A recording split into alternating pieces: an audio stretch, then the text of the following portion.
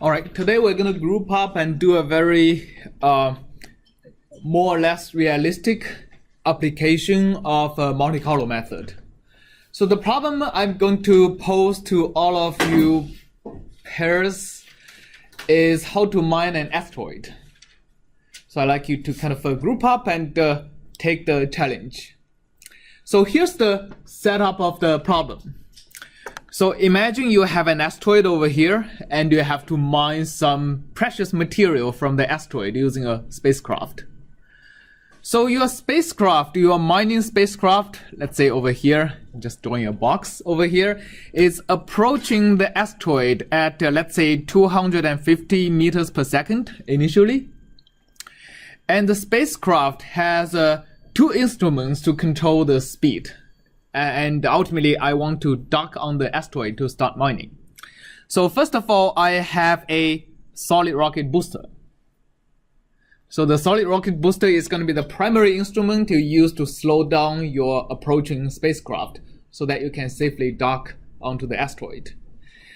And as most of you probably knows, a solid rocket booster is this thing that you ignite and it burns and it produces whatever thrust it produces without your control, and it finishes burning at whatever time it decides to stop, right?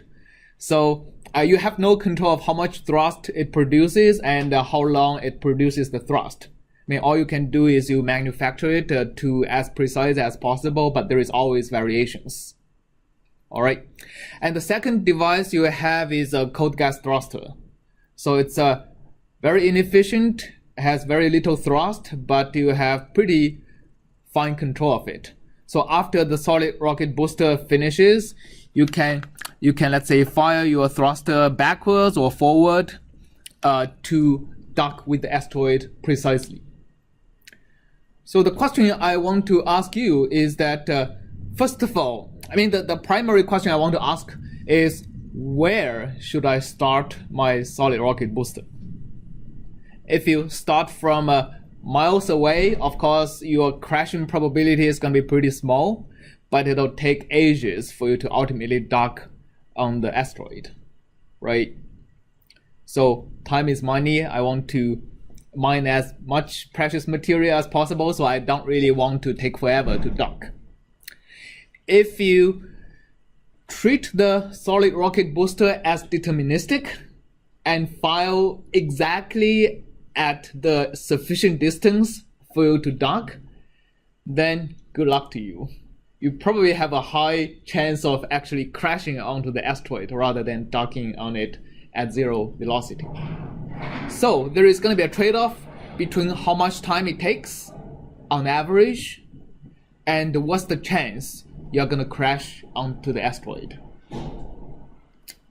The task for you today is to figure out how far should I start decelerating? When should I start firing my solid rocket booster?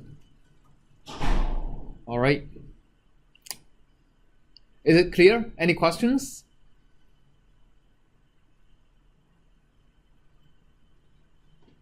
Yes. Do we have information like, I guess, sort of a quasi-thrust curve for the solid rocket motor and then variation on that?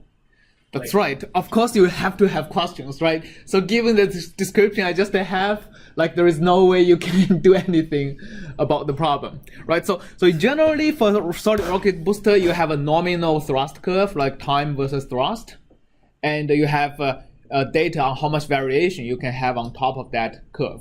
So for simplicity, let's assume our solid rocket thruster produces a constant thrust throughout a certain duration.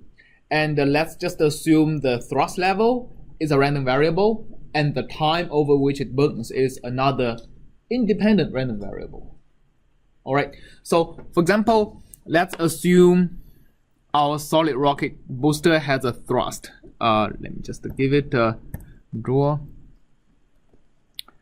So thrust, and this is the probability density function of the thrust. Of course, in reality, you would have probably a lot of data on it, but let's assume right now our data produces a certain triangular distribution. on the thrust. And here it is centered at 220 meters. I mean, let's just don't do a thrust. Let's just usually when you produce it, you just measure the total delta V the booster provides to you. So delta V is nominal is 220, but like you have a variation. The bottom of this is 210 meters per second. The top of this is actually 250 meters per second. So on the right end, you exactly decelerate to zero velocity after the solid rocket booster burns. And on this end, you still have 40 meters per second of velocity left. All right, so that's the delta V. And at the same time, you would have data on how long does it take for the booster to burn to produce that delta V. So let's say this is the time it takes. And again, I have a PDF. All right. And imagine here I have another triangular distribution, but biased towards the other way. All right.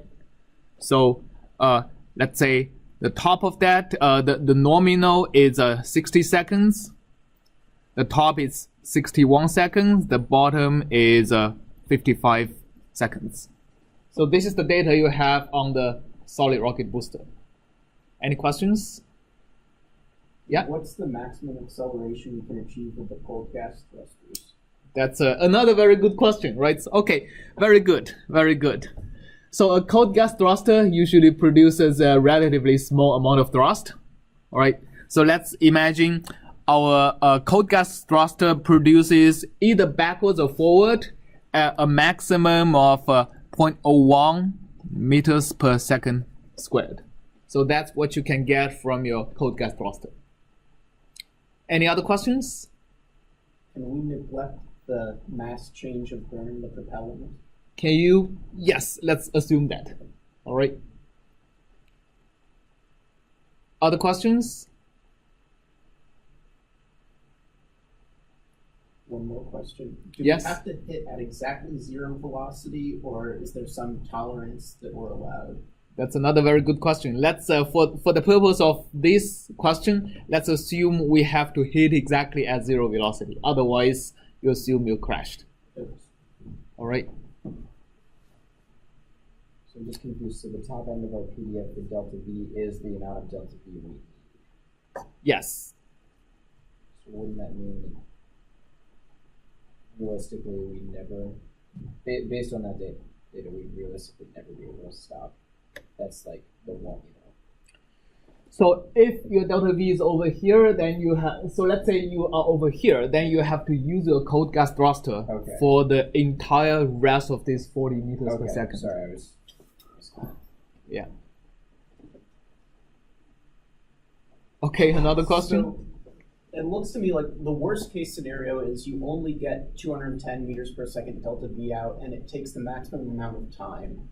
So you could just design your timing so that no matter what, you know that you will never hit at more than 0 meters per second. So if we're doing some sort of probabilistic simulation, then that means that there's some trade-off, like there might be some acceptable profit to letting the spacecraft crash anyways.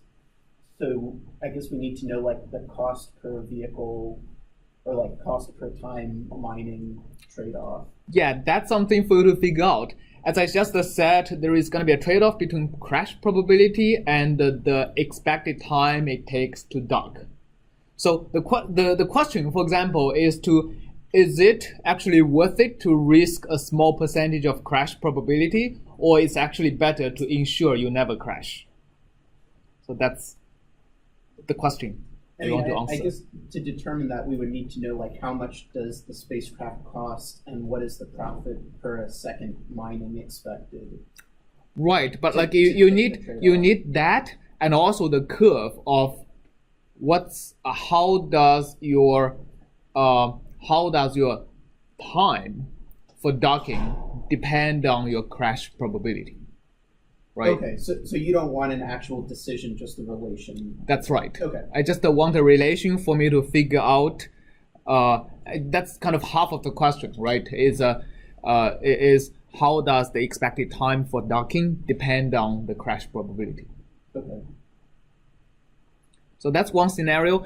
Another scenario is, imagine if any of these two distributions or any other uncertain variable actually does not terminate at finite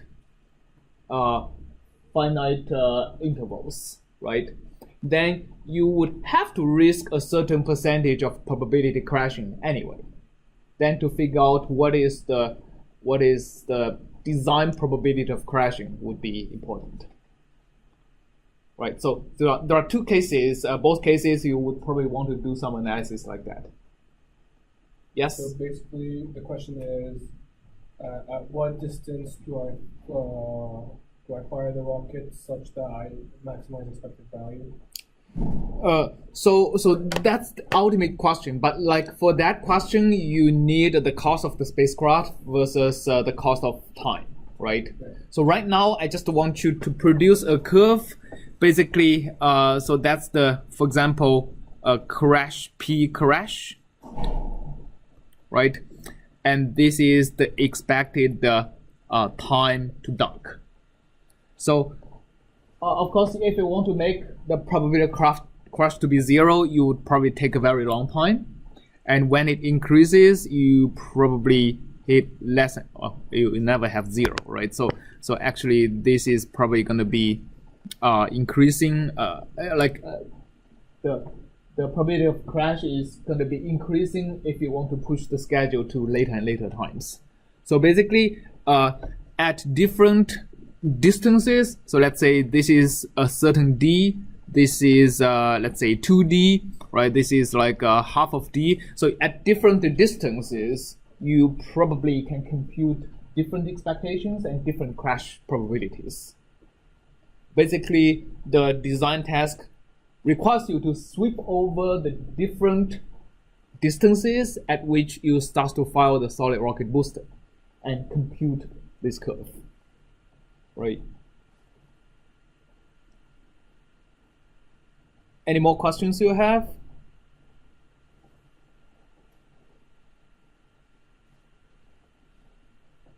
Okay. Now let's pair up and formulate a basic strategy to do this without actually starting to do any of the computations. Just to tell me what would you do first, what would you do second, what would you do third. All right, let's go ahead. Basically, if you have to code a program to do this, what are the subroutines you are going to be designing? Please.